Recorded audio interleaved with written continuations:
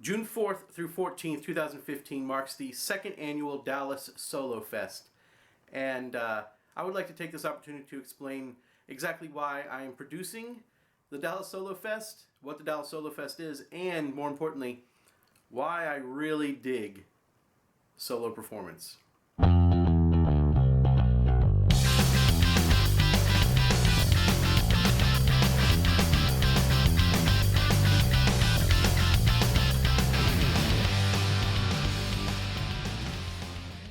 The Dallas Solo Fest is a North Texas-based arts festival that celebrates solo theatrical performance and raises awareness of that particular form of theater in the North Texas area. And I bring in, as a producer, performers from around the country as well as several regional performers from the local area.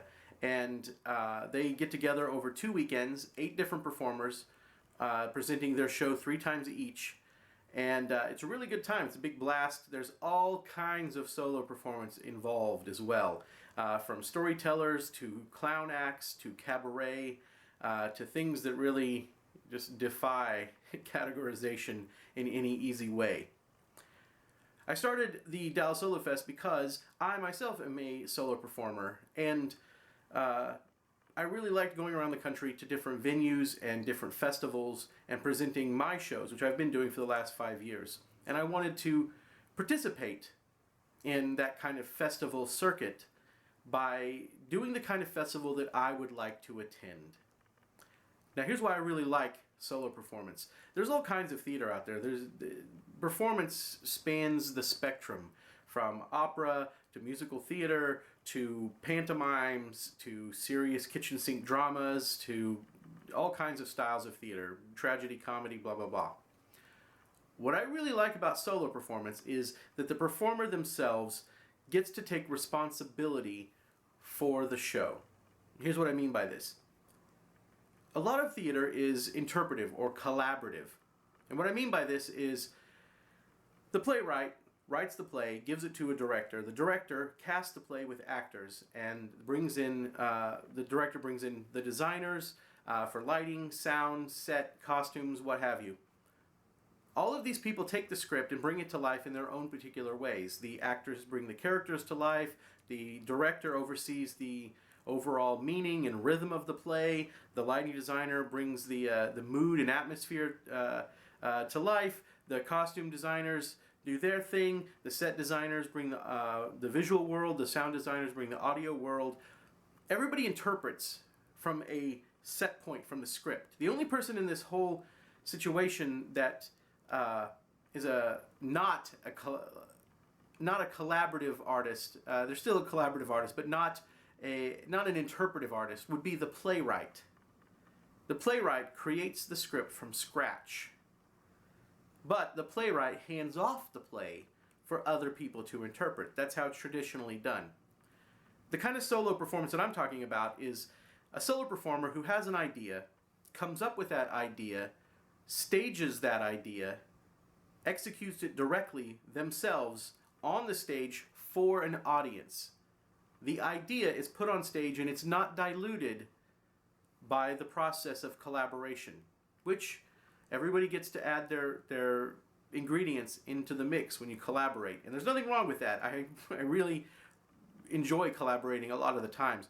But for a solo performer, they're literally a one-man show or a one-woman show. They take an idea that they have, he or she puts it on the stage and shares it directly with the audience. So the idea of the play, the idea of the performance, hits the audience directly. It doesn't have to be interpreted. Nobody else puts their stamp on it.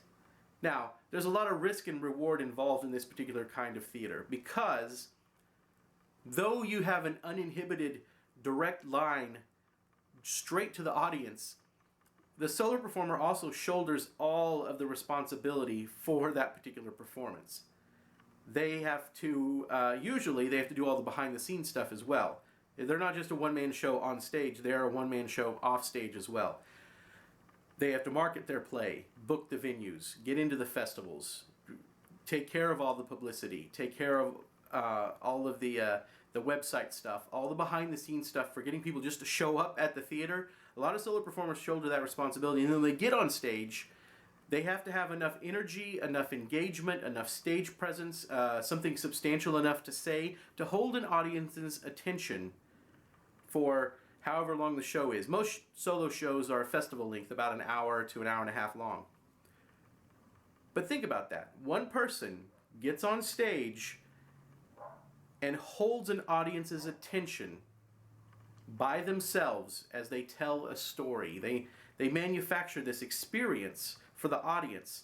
And as it unfolds, the solo performer has to keep that energy taut with the audience. They can't let it slack. They can't let it loosen up.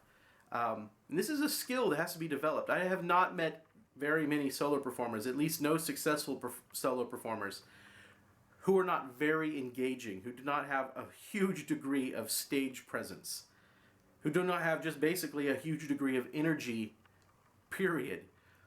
Anyway, that's why I like solo performance. There's other things about it as well, that it dates back to the earliest days of storytelling, when the cavemen would get around the campfire and explain about killing the brontosaurus or whatever. Maybe not brontosaurus, but whatever was alive during caveman days.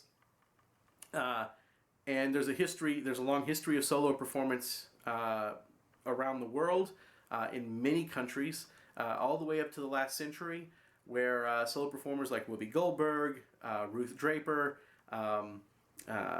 Eric Bogosian, Spalding Gray, all these kind of great solo performers made their mark on the stage. So there's a growing tradition. If you're a solo performer, you're in this lineage. You're in this line of succession. And I think that's really amazing as well. So, if you get a chance to come out and you're in the Dallas-Fort Worth area, please come out to Fair Park at the Margo Jones Theater, June 4th through 14th. All the information you could ever want, as well as buying tickets, is available at www.dallassolofest.com. And I hope I see you out there. It should be a blast.